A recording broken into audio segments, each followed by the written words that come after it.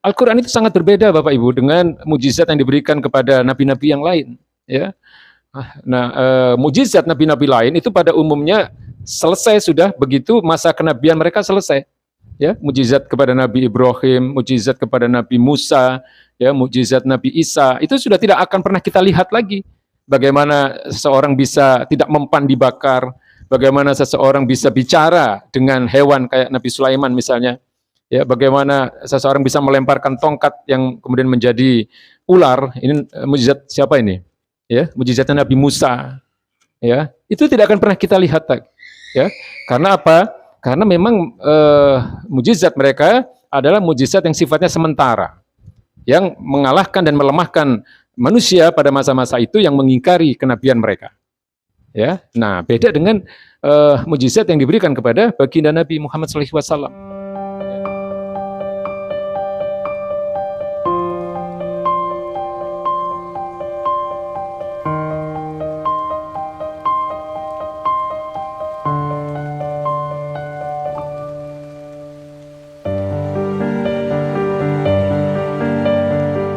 Baik, bismillahirrahmanirrahim. Assalamualaikum warahmatullahi wabarakatuh.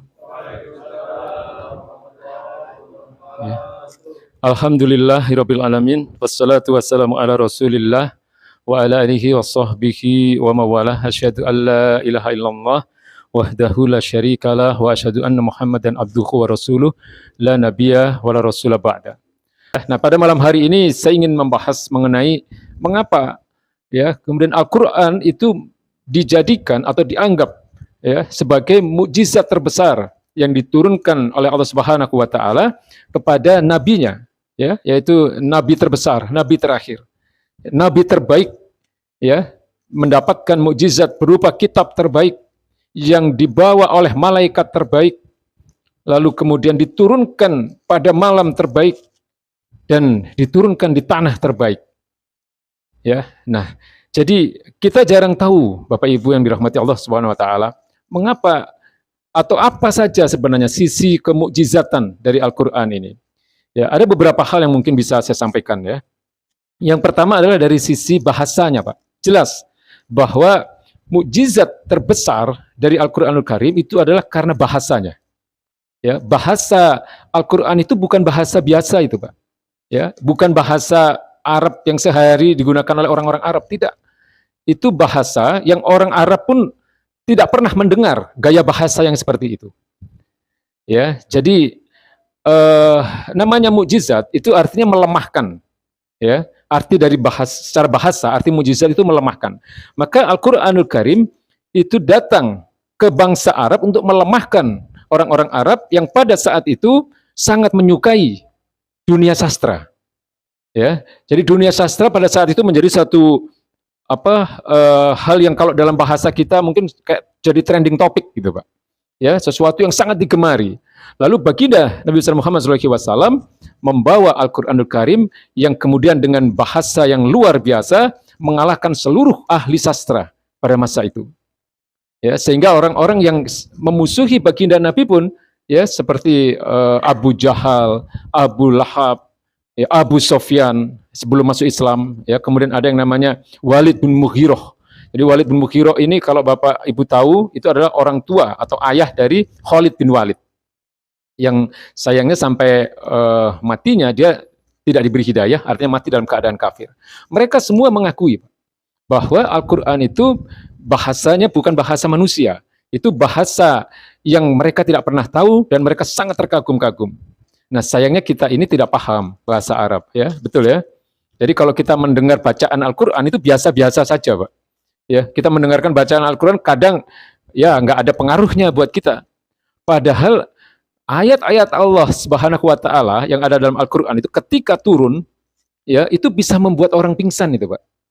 Ya, jadi beberapa sahabat itu pernah pingsan ketika mendengarkan ayat-ayat yang terkait dengan hisab, terkait dengan siksa neraka misalnya. Ya, terkait dengan hari kiamat, ya, mereka bisa keringat dingin, ya, bisa ketakutan, ya. Jadi Abu Bakar As-Siddiq itu kan pernah menangis terseduh-seduh, Pak, ya, mengingat atau mendengarkan ayat-ayat yang terkait dengan hisab. Ya, lalu kemudian Allah Subhanahu wa taala memberikan penghiburan melalui baginda Nabi besar Muhammad SAW dengan menurunkan surat Ar-Rahman. Ya, Ar-Rahman 'allamal Qur'an. Ya, Ar-Rahman artinya zat yang maha pengasih, ya, zat yang maha penyayang. Dialah yang mengajarkan Al-Qur'an kepada nabinya. Ya. Jadi ini dari sisi bahasa. Lalu di antara mereka memang ada yang ragu itu, ya. Jadi di antara mereka ada yang meragukan ini benarkah ayat-ayat ini datang dari Allah, ya, meragukan kebenarannya. Maka Allah tantang mereka, Pak. Ya. Allah katakan, "In kuntum fi raibin mimma nazzalna ala abdina fa'tu bi suratin mim mislih." Jika kalian ragu terhadap Al-Qur'an ini, maka datangkan satu ayat saja atau satu surat saja yang semisal dengan apa yang ada dalam Al-Qur'anul Karim. Karena Allah mengatakan fa illam taf'alu, dan jika kalian tidak tidak bisa mendatangkan surat-surat itu, fa illan ya wa illan taf'alu. Lalu Anda atau kalian tidak mungkin bisa, ya, mendatangkan surat yang semisal dengan Al-Qur'an, fattakun nar, maka takutlah kalian dengan neraka. Waquduhannasu wal hijarah. Ya, yang dimana bahan bakar dari neraka itu adalah manusia dan batu. Ya, jadi di neraka itu nanti bahan bakarnya manusia dan batu, Pak. Ya, uidzat lil kafirin, yang disediakan bagi orang-orang kafir. Jadi bahan bakar neraka itu pertama manusia, kedua batu. Nah, manusianya ini adalah manusia-manusia yang mengingkari kebenaran Al-Qur'an dan orang-orang munafik. Ya, sebagaimana disampaikan dalam ayat suratul Munafik, ya. Innal munafikina fi darkil asfali minan nar. Jadi orang-orang munafik itu nanti ada di kerak paling bawah neraka, ya. Jadi Al-Qur'an itu sangat berbeda, Bapak Ibu, dengan mujizat yang diberikan kepada nabi-nabi yang lain, ya. Nah, mujizat nabi-nabi lain itu pada umumnya selesai sudah begitu masa kenabian mereka selesai. Ya, mujizat kepada Nabi Ibrahim, mujizat kepada Nabi Musa, ya, mujizat Nabi Isa, itu sudah tidak akan pernah kita lihat lagi.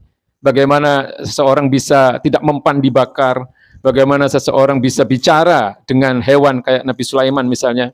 Ya, bagaimana seseorang bisa melemparkan tongkat yang kemudian menjadi ular. Ini mujizat siapa ini? Ya, mujizatnya Nabi Musa. Ya, itu tidak akan pernah kita lihat, ya. Karena apa?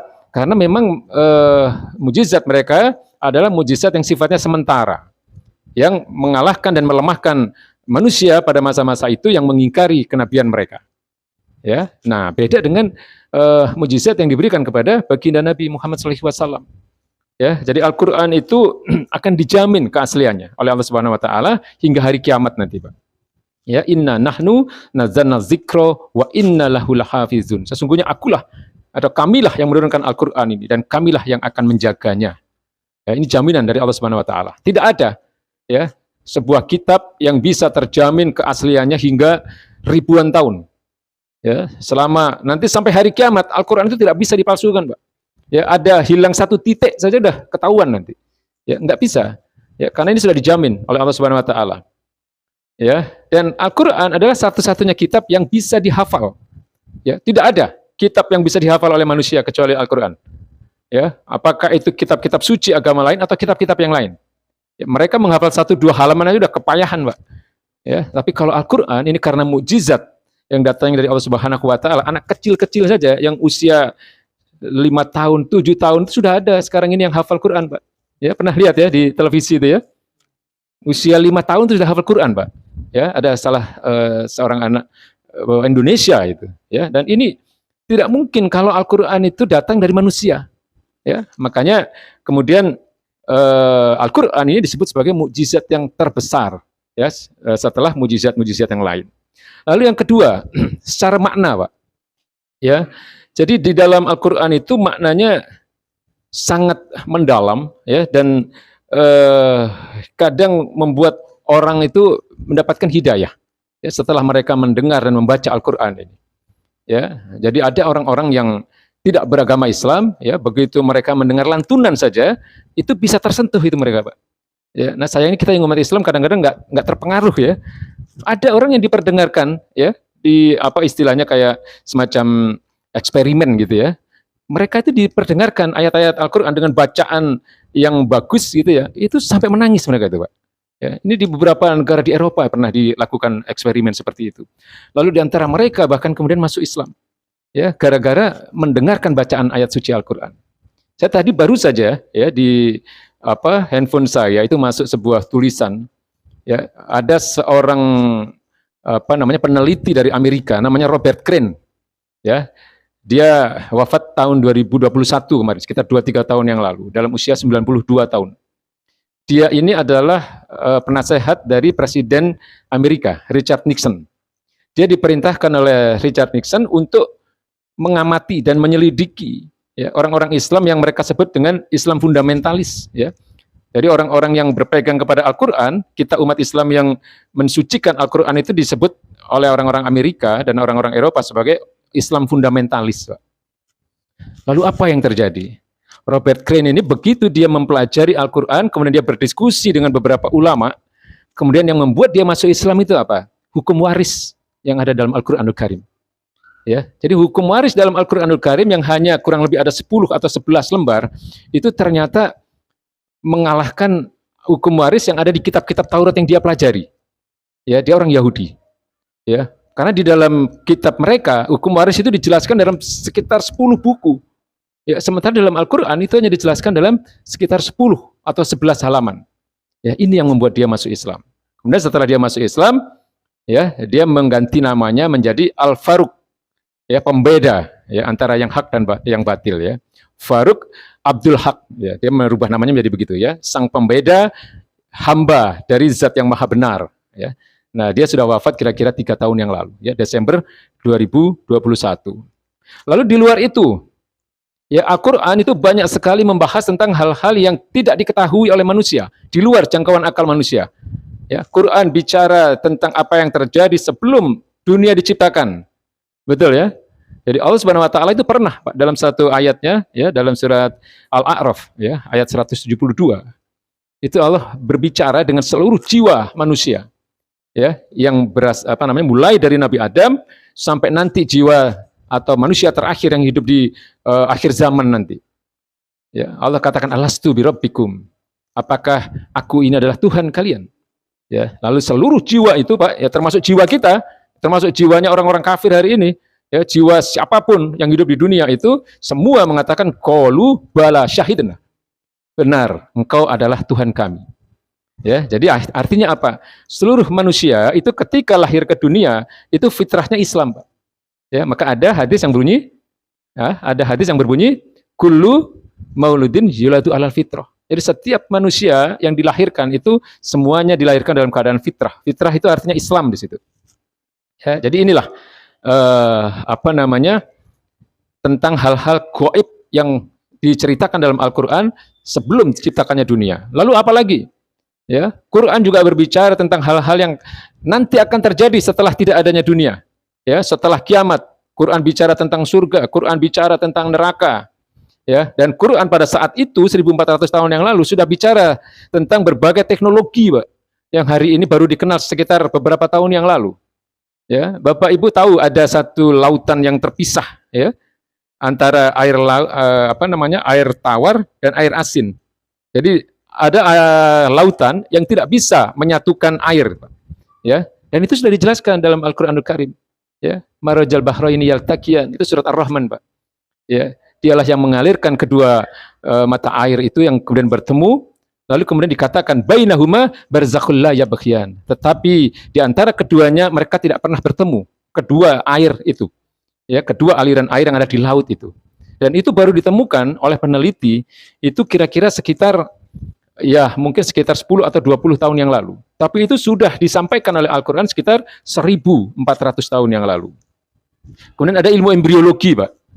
Ya, Bapak Ibu tahu bahwa manusia itu diciptakan dari segumpal darah. Itu baru ditemukan sekitar 1 abad yang lalu, Pak, oleh dunia kedokteran. Tapi itu sudah disampaikan oleh Al-Quranul Karim, ya, 1400 tahun yang lalu. Jadi ini semua membuktikan kemukjizatan Al-Quranul Karim. Ya, jadi tidak boleh ada keraguan bahwa Al-Quran ini memang merupakan mukjizat terbesar yang dimana kita wajib untuk satu membacanya. Ya, jadi jangan Al-Quran hanya disimpan di rak-rak buku kita, Pak. Jangan hanya menjadi pajangan, dibaca meskipun di bulan selain Ramadan. Ya, lalu kemudian kalau mampu dibaca juga ditadaburi, ya direnungkan kandungan maknanya. Kemudian juga kalau bisa ya diterapkan dalam kehidupan. Ya, yang bisa kita terapkan ya. Meskipun tidak semua isi Al-Qur'an itu bisa diterapkan, Pak. Ya, karena tidak semuanya Al-Qur'an itu berlaku untuk individu, ada juga yang berlaku untuk negara. Ya, nah yang berlaku untuk individu itu yang harus kita lakukan, yang kita wajib laksanakan. Ya, mengenai sholat, puasa, haji, zakat, ya, mempunyai akhlak yang baik, jujur, adil dan seterusnya. Nah, itu yang menjadi kewajiban kita, ya, menerapkan kandungan isi Al-Qur'an. Ya, baik. Jadi itu yang bisa saya sampaikan pada malam hari ini. Ya, ya, di mana kewajiban kita terhadap Al-Qur'an, sebagaimana yang saya sampaikan tadi, jangan pernah dilupakan. Ya, billahi taufiq wal hidayah. Assalamualaikum warahmatullahi wabarakatuh.